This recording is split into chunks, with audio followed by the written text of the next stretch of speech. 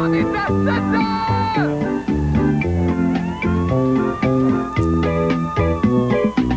La fin du monde est à 7 heures, annonçait le téléviseur. La fin du monde est à 7 heures. Avant d'aller voir les amis, il faudra leur téléphoner. Il y a un temps pour chaque chose, la vie, elle, ce n'est pas rose. La fin du monde est à 7 heures. Nous sommes 3 heures après la fin du Le ciel monde. s'est enfin mis d'accord, éliminons de l'univers la race humaine par la mort. La parole est à Jupiter, envoyons donc un météore sur cette engeance que j'aborde, sauf sur Gertrude que j'adore. Mardi 12 octobre 1999, depuis cette nuit, il y a maintenant 6 milliards d'êtres humains sur la Terre. Encore hier, nous n'étions que 5 milliards 999 millions 999 999 terriens. On était super. Et le président Clinton joue au golf avec Jean Chrétien à Mont-Tremblant. Bon, ne partez pas de rumeurs, mais entre le 7e et le 8e trou, M. Clinton a entraîné Chrétien dans un buisson et depuis, le cul de notre premier ministre sent le Old Port. Je répète, le cul de notre premier ministre sent le Old Port. Plus de détails au Grand Journal. Bonne fin du monde, mesdames et messieurs. Tout d'abord, des nouvelles de moi. Eh bien, vous pensiez peut-être que notre Thanksgiving était terminé. Eh bien, non. Et j'ajoute même Wobeck et même un Slow Down Funky Town de mon cru. Il est encore temps de rendre grâce au Seigneur puisque si le retour ce soir de la revue de presse de la fin du monde était à 7 heures dans l'ancien temps, mais vous étiez probablement pas né encore à cette époque-là.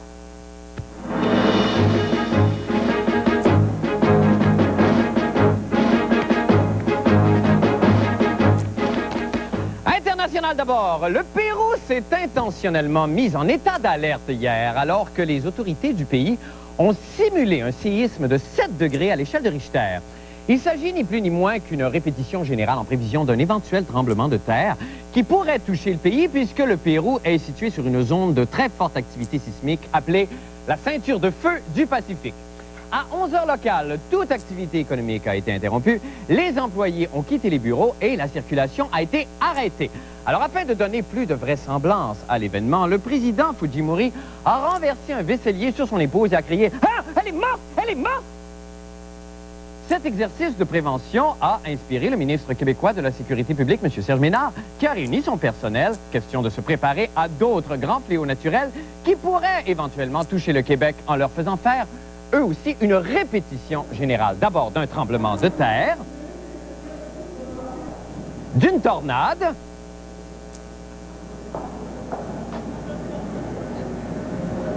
d'une tornade avec panne d'électricité à la fois,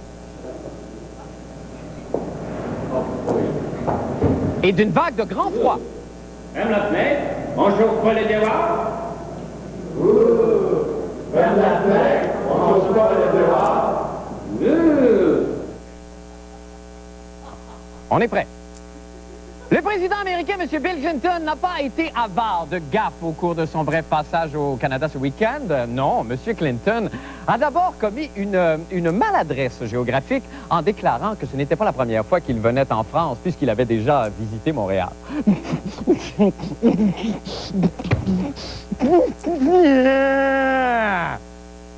Mais sa plus grosse bévue vient du fait qu'il a affirmé que le problème de l'Irlande du Nord ressemblait à une querelle de gossous. Ça là, m'excuse, méchante gaffe quand on sait que les Irlandais sont les pires ivrognes de la planète. Tentant de réparer sa gaucherie, M. Clinton s'est excusé en déclarant que souvent il utilisait la métaphore des deux gossous pour faire passer des messages sociaux importants. Ainsi, il a poursuivi en disant que Jean Chrétien avait la gueule croche comme deux gossous, que les Indiens et les Chinois chauffaient comme deux gossous, et que ça prenait juste 2 gossous pour coucher avec Aline Chrétien. Ah! Ben tout s'explique. À 23h dimanche soir, les organisateurs du festival Black and Blue ont donné le coup d'envoi du grand rave annuel de l'Action de grâce. 15 000 danseuses et danseurs, pour la plupart gays, se sont shaké le bonbon sur une piste de 80 000 pieds carrés à l'intérieur du stade olympique. Cet événement prend des airs de marathon d'endurance pour les participants qui, ce n'est un secret pour personne, se trémoussent sous l'effet de substances qui leur permettent de danser des heures et des heures et des heures. On a d'ailleurs des images en direct du stade là, où là-bas, on approche, là, je pense maintenant, de la 48e heure de party. On regarde ce que ça donne.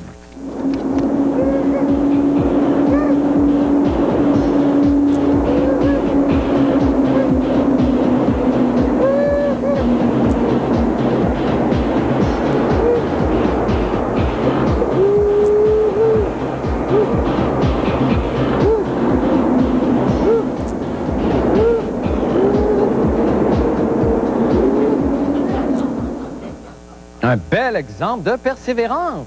C'est vraiment d'images comme ça qu'ont besoin les jeunes décrocheurs. Autre nouvelle maintenant. Un Américain d'origine allemande, Gunther Blobel, a reçu hier le prix Nobel de médecine. L'homme a été honoré par l'Institut Karolinska pour ses travaux sur les protéines, qui ont notamment permis d'expliquer les mécanismes moléculaires des diverses maladies congénitales.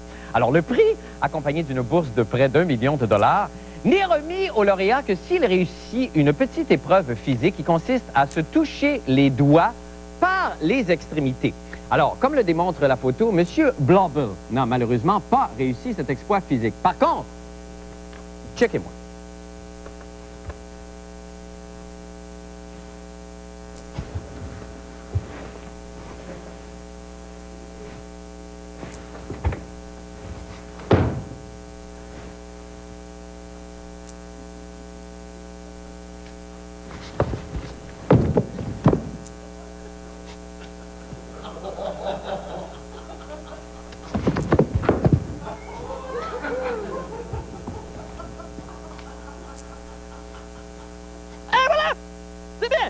Vous penserez à ça la prochaine fois que vous voterez pour les métrostars. Maintenant, plus près de chez nous, il sera désormais interdit sur tout le territoire de la communauté urbaine de Montréal de mettre autre chose qu'une contravention sous les essuie-glaces d'une voiture stationnée. Alors, afin que la population soit bien informée, la CUM a produit un petit vidéo expliquant ce nouveau règlement qu'on écoute à l'instant. Depuis qu'on peut juste mettre des contraventions, on peut même plus mettre de ballons. On peut plus mettre de sandwich même s'ils sont au thon. On peut plus mettre de bagels qui sont ronds. On peut pas mettre ni de jambon ni salpicé dans le front. On peut pas mettre de poisson ni de tampon ni de bottes de cowboy. On peut pas mettre de condom. On peut pas mettre de gars de la construction. Ou même rien que sa moustache ou sa blonde en canson long. Hein? Eh bien voilà, l'action de grâce est maintenant officiellement terminée, car c'est tout pour la revue de presse de la fin du monde. Était à 7 heures dans l'ancien temps, mais vous y étiez probablement pas encore né à cette époque-là.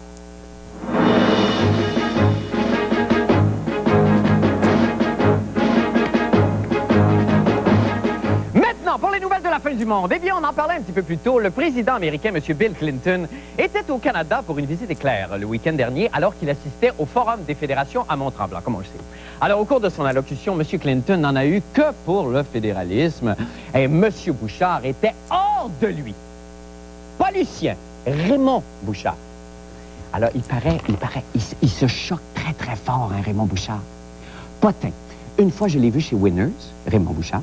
Il restait plus de bas blanc avec les 2 lignes bleues. Alors, il a fait une scène horrible à la vendeuse.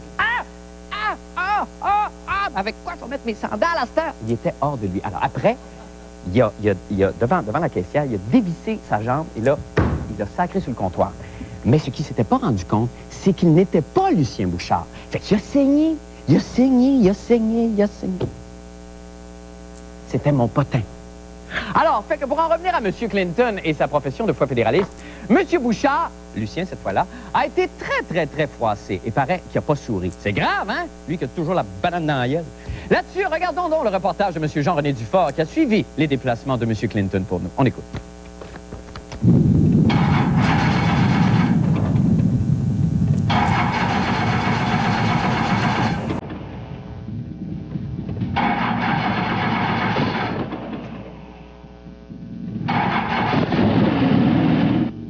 C'est avec des moyens grandioses que la fin du monde allait rencontrer Bill Clinton au Mont-Tremblant. Si Bill et Jean Chrétien arrivent en hélicoptère, on n'est pas plus fous qu'eux autres. Nous aussi, on est capables. Seul petit problème ayant échappé à notre rédacteur en chef, le gouvernement avait décrété une zone d'exclusion aérienne nous empêchant d'approcher du Mont-Tremblant. Donc c'est une zone interdite de survol dans un rayon de 4 milles nautiques autour du Mont-Tremblant. Et ça, qu'est-ce qui arrive si on passe là-dedans? On doit se retrouver encadré par des hélicos de l'armée, dans le meilleur des cas, avec une suspension de licence et une porte amende. Nous sommes donc descendus à Saint-Faustin, bien décidés à continuer en faisant du pouce.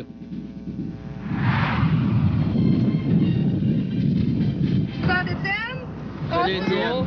Ça c'est Étienne, Francis, c'est jumeaux. Raphaël à côté, un ami. Alexia. Salut. Moi, c'est Caroline. Salut.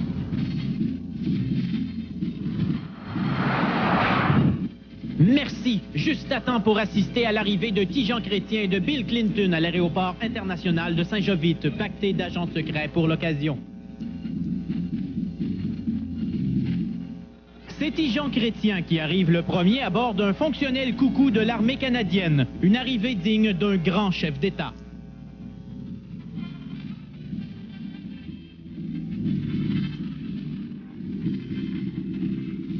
Pas de flafla, en way dans la limousine.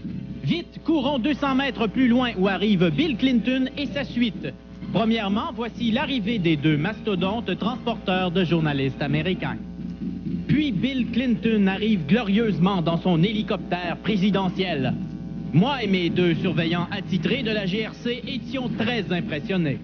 Admirez le cortège de Bill, un char de la SQ, un char de la GRC, un char fantôme, la limousine de Bill Clinton, un Suburban de police, un autre Suburban de police, un char de police, un char de police, une autre limousine, un char de police, char de police, char de police. Ah! Une ambulance d'urgence santé au coq en pétune. Sans oublier le centre de contrôle portatif de Bill avec son bouton rouge. Mais passons à la raison de ce voyage, la game de golf. Seule chose intéressante à mentionner à ce sujet, c'est que Bill Clinton a laissé 2 balles de départ à Jean Chrétien. C'est tout dire du rapport de force entre nos deux nations. Ici Jean-René Dufort, sous surveillance, à Mont-Tremblant. Et allons rejoindre M. Jean-René Dufort qui nous attend à l'extérieur. Jean-René, bonsoir. Salut, Marc. Alors, dites-moi d'abord, Jean-René, est-ce que vous avez été aussi impressionné que l'était Isabelle Maréchal la semaine dernière lorsqu'elle a rencontré, enfin rencontré est peut-être un grand mot, mais côtoyé l'espace d'un bref instant Hillary Clinton? Ah, c'était hallucinant. Premièrement, la prestance de Bill Clinton. Il a l'air d'un gars dans un catalogue Sears. Là. Il est parfait tout le temps. Il est assez suffisant, merci. On voit que c'est l'homme le plus puissant du monde. Ouais. Et aussi pour le monde de la GRC qu'il y avait là, surtout dans le golf.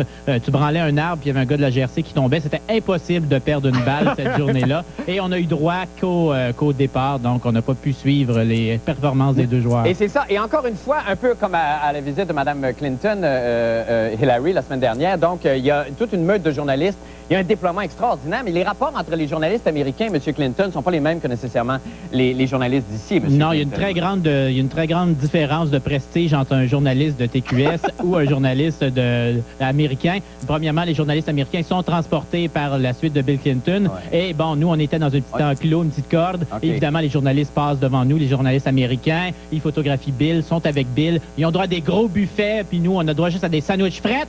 Bon, ben c'est ça. Ben, c'est encore une fois, c'est l'histoire qui se répète, Jean-René. Oui. On est prêt avec ça. En tout cas, Canada 0, USA 1. Merci beaucoup, Jean-René Dufort. On doit se laisser là-dessus. Salut, Marc. Bye, Jean-René. Nous allons faire une petite pause et nous revenons avec la fin du monde en bref et d'autres nouvelles.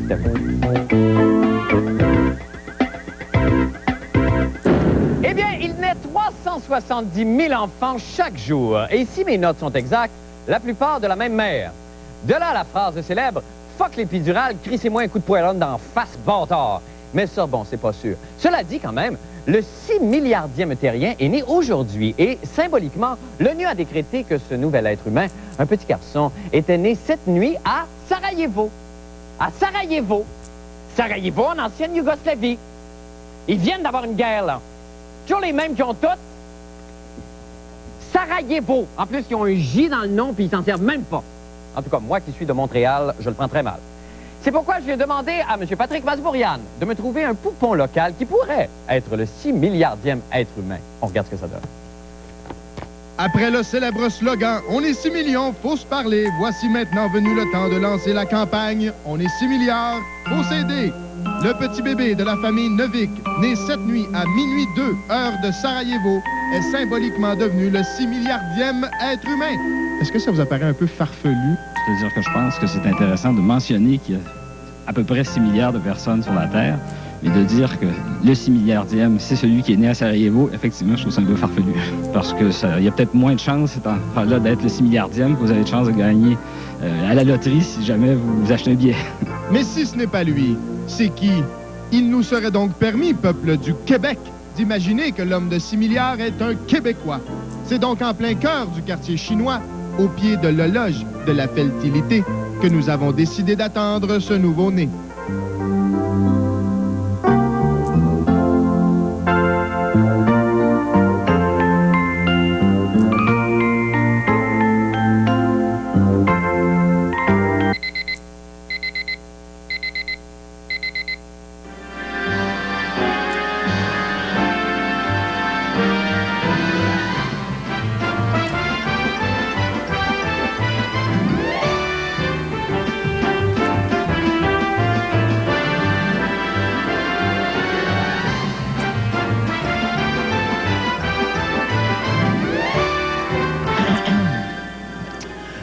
Bonjour, mon bébé.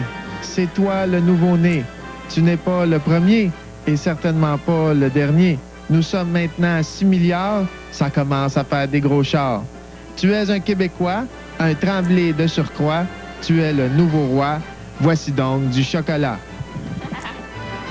Nous sommes maintenant à 6 milliards. Ça commence à faire des gros chars.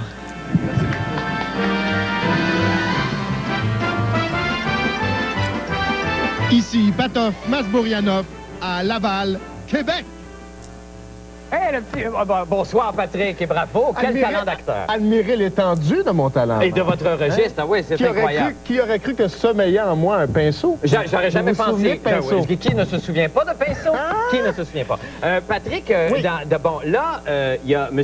Kofi Annan qui a lancé un sérieux cri d'alarme ce matin, qui disait que probablement que d'ici 50 ans, on allait passer de 6 milliards d'individus à 9 milliards sur la planète. Mais vous me disiez, juste avant qu'on converse ensemble, que ça progresse moins vite qu'on aurait cru au départ. En fait, ça progresse moins que dans les années 60. OK, d'accord. La population croît d'environ 1 à 2 par année. Oui. Et ça, c'est moins qu'il y a environ une trentaine d'années, par exemple. Okay. Ce qui veut donc dire que oui, la population demeure croissante, bien sûr, mais cette croissance est moins grande qu'à l'époque. Il reste qu'en tout cas, ici, en ce qui nous concerne, si on parle égoïstement, on est très loin d'avoir des mesures qui vont nous encourager ou nous freiner notre désir de procréer puis de faire des enfants, parce qu'on n'en fait toujours pas. Ça, c'est sûr, mais ce genre de planning familial-là, parce que c'est de ça que vous parlez, Marc, vous ne connaissez pas le terme, mais c'est ça. Non, c'est ça, probablement. Il va falloir, ça, mettre de l'avant plusieurs de ces mesures-là à travers le monde, pourrait-on dire, ou encourager ça. Okay. Mais les Chinois le font d'ailleurs. Oui, en fait, les gens qui vivent le problème, entre guillemets, si on peut appeler ça un problème, c'est malheureux,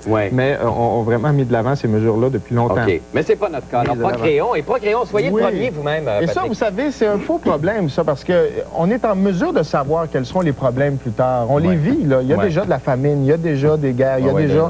Alors... Merci infiniment, Patrick Masbourian. Nous allons faire une petite pause et nous revenons avec les sports. Restez avec nous.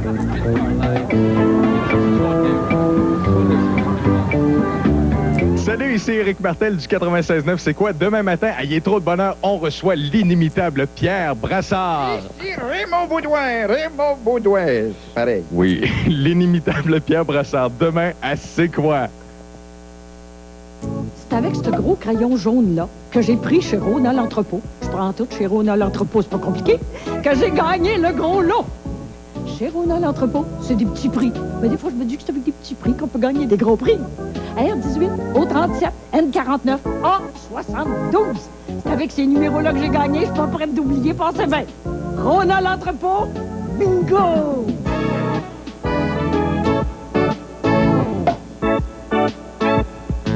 Il est des tempêtes de neige qu'on voudrait éternelles. Après son triomphe à Montréal, la tempête se déplace sur Québec. C'est extraordinaire. C'est la plus belle chose que j'ai vue de ma vie. Une bouffée de poésie. Venez voir ça, tout le monde, que vous ayez 7 à 77 ans. Juste pour rire présente Slava Snow Show du 26 au 31 octobre au Palais Montcalm. Pour réservation 670-9011. Slava Snow Show. Notre façon de préparer le plus délicieux, le plus savoureux des sandwichs chauds au bœuf chez Subway, c'est d'y ajouter de la sauce HP. Subway vous présente le sous-marin steak et fromage à la sauce HP. De tendres et juteux morceaux de bœuf, avec du fromage fondu, servi chaud sur du pain frais du jour et assaisonné de sauce HP. Obtenez le gobelet Pepsi Twist & Go seulement chez Subway en choisissant le format de 32 onces avec un repas frais et économique. Chez Subway, toujours à votre goût. Bienvenue au cours de survie extrême. Pour la prochaine semaine, ma gang de pousseux de crayons, oubliez vos petits lits moelleux, vos boussoles et vos GPS. La seule chose dont vous aurez besoin ici, c'est du courage. Gardez le contact grâce au plus vaste réseau numérique au pays.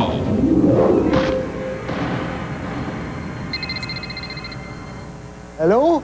Ah, chérie, c'est bien fun. Bon, ben, faut que je te laisse, hein. Tu veux te servir du téléphone d'un pousseux de crayon, peut-être? Quand elle AT&T.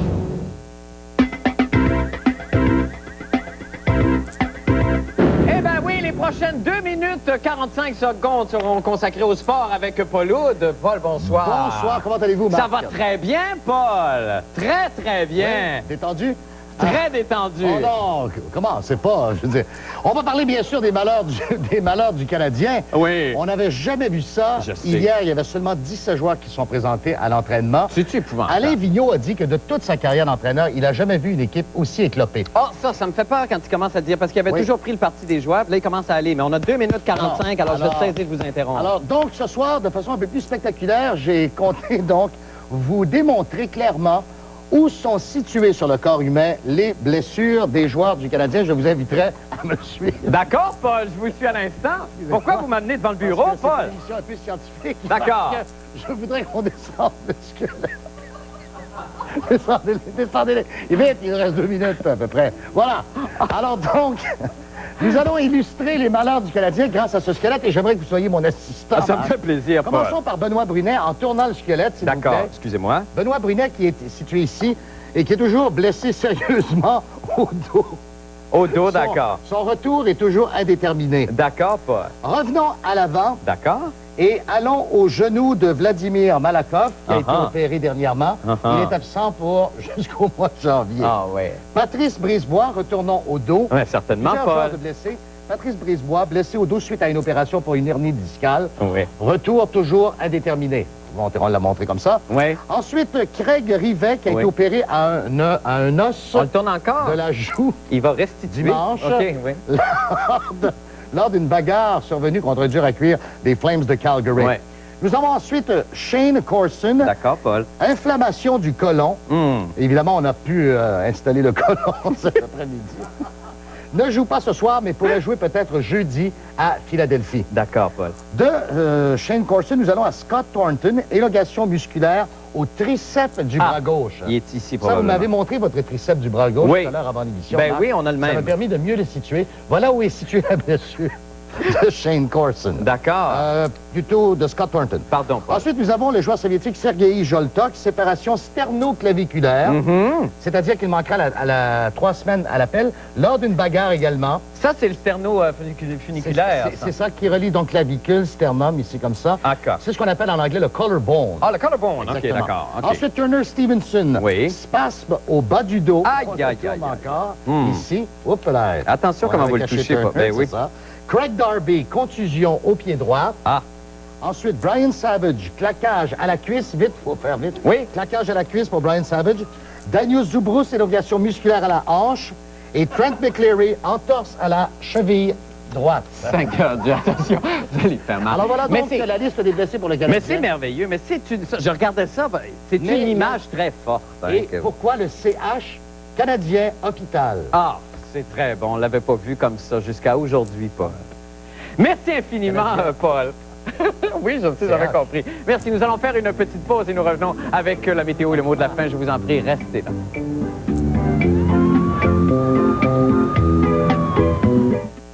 Vous êtes soucieux de l'air que vous respirez? Isolation Beauport vous propose cet échangeur d'air récupérateur de chaleur Vedmar. Fini la buée dans vos fenêtres et l'air vicié pour seulement 1 395 $ ou 28 $ par mois. Isolation Beauport, 663-6906. Dirigeant d'entreprise, vous êtes reconnu comme innovateur et leader dans votre secteur d'activité. Vous voulez faire connaître l'essor important que connaît votre entreprise? Renseignez-vous. Les capsules signées Québec sont toutes désignées. Pour plus d'informations, contactez le service des ventes de TQS au 624-2222. Ce jeudi, à Catastrophe, SOS Désastre, la vie d'un pilote est en suspens. Un conducteur prisonnier de son bolide en flammes. Un supermarché s'écrase sur une mère et son fils. Catastrophe ce jeudi, 19h, à TQS. Tu prétends donc que Laura aurait été victime d'un démon? On a affaire à un authentique pacte avec le diable. Je sais ce que vous êtes. Aux frontières du réel, ce vendredi 20h30 à TQS. Avez-vous peur de l'eau?